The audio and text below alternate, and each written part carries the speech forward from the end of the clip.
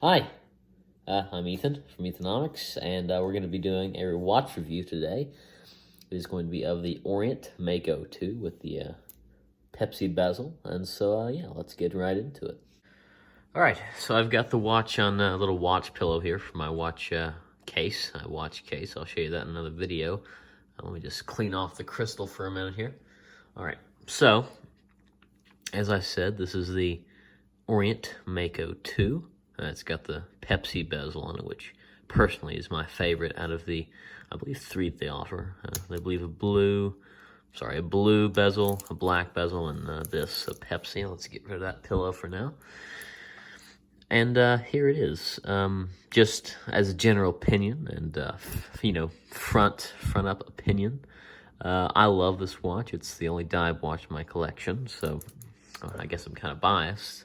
But yeah, it's got a really brilliant kind of reflective dial on there, sunburst dial, and it when it catches the light just right, it looks absolutely amazing. All right, so let's get into the several subjects that I have to go on with this watch. I've got the information here all on little cards. It's got a 40-hour power reserve, and the movement runs at 21,600 BPH. And it's minus 15 plus 15 seconds a day. Mine's usually fast on a day-to-day basis. I do wear this watch a lot. The movement, speaking of the movement, is the F6922 caliber. I probably said that wrong, but who cares? It's got hand winding and hacking, which its predecessor, which I've never had before, but its predecessor, the original Orient Mako, never did have. It's got a day-date function. I think I already said that, but let's just go with it. And all the indices, including that day-date box, are outlined in stainless steel. And that makes it look really good. The indices are applied. Speaking of the markers and stuff like that, the indices are applied. The crystal is mineral. So it will pick up some scratches, but I do know that several places offer flat sapphire crystals. I think you can probably even get a domed sapphire crystal if you wanted to.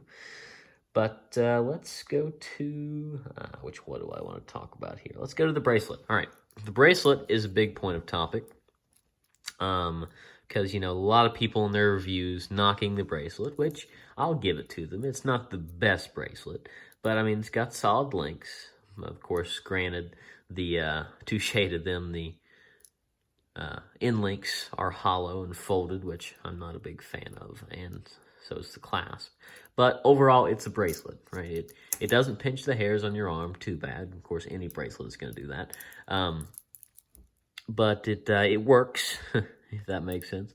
And it's not the worst bracelet in the world. I've definitely had worse. Like, for example, I still wear it all the time, but this Casio right here, of course, it's $20, but this Casio, it has tiny links and folded, my phone won't focus, there it is, folded links and, it pinches the hairs, but I still wear it, but that's just an example.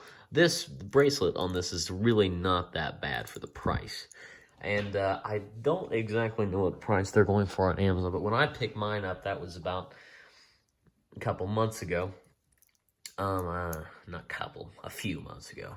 It was, I think I paid like $130 for it, which is really reasonable for the value. It's got a big value, this watch does. Let's see here. The bezel, as I was talking about in the beginning, is a 120 click opposed to, I believe the original one had a 60 click. So you can get that more accurate. It's stainless steel insert, and you can get ceramic inserts for this too if you wanted to. You can get a whole new bezel if you wanted to. The little dash marks that are, for the accuracy, just extend to 10, which a lot of people don't like, but most of you aren't divers. As Nick Shabazz says, I believe that's what he says. The case diameters are 41.5, very reasonable, and lug to lug of 47, and thickness of 13, which it wears great on my wrist. And I don't have too big of a wrist. I'd say I have a middle of the road wrist, but I'll show you that in a minute. Let's see here. Have I forgotten anything? I don't think I have. I probably have. But, yeah, the second hand's got a little red tip on it. That makes it look really good. Solid case back. That's one thing I forgot. Let me show you the case back here. It's got a security lock on the bracelet. Jumping all around here, but I think it'll be fine. There's the case back there. Nothing to cry about, but, you know, it's case back. It's solid. It's screwed down, and it looks great. It's got a screw-down crown. That's one thing to mention. It's got a screw-down crown. Let's get it out here for a minute. Hand winding, and as I said, hacking. And I won't do it right now because I've got the time set, and I actually want to wear this watch today. But pull it out once for the date, and pull it out twice for the time setting. Of course, the second hand will stop. And let's just get that screwed back in there real quick. Of course, I'm having a hard time doing it on camera, but we'll be fine. All right, let's do a size comparison while we've got her out here. Let's close this guy.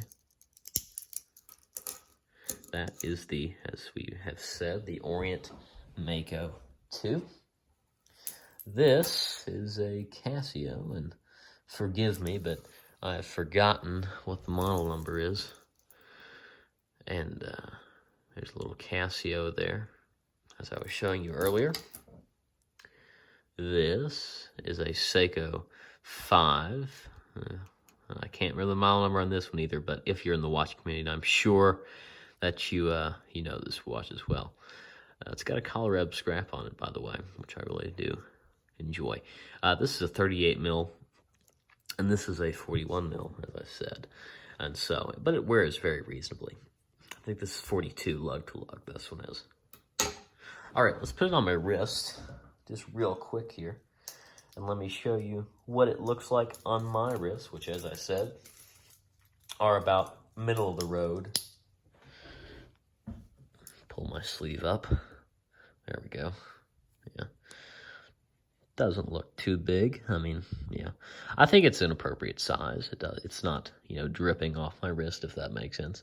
But, yeah, that's how it looks on my wrist. The bracelet and everything. A strap code, I believe, offers an in-mill bracelet, replacement bracelet for this watch, which I'll probably be getting in the future, but I haven't been able to at the moment, so I'm just wearing it on the stock bracelet, which, as you can see, there's a lot of scratches on it.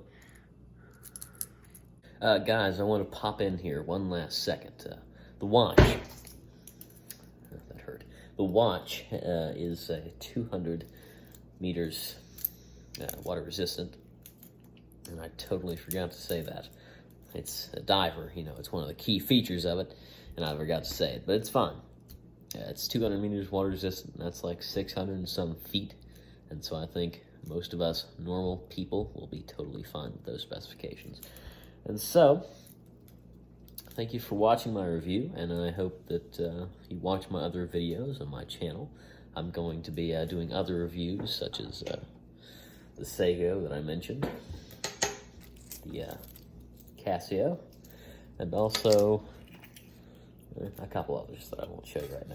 So, thanks for watching my review of the Mako II, Orient Mako II with the with the Pepsi bezel. I'm just on a roll today, guys, with the Pepsi bezel. And yeah, I'll catch you next time. This has been Ethan from Ethanomics.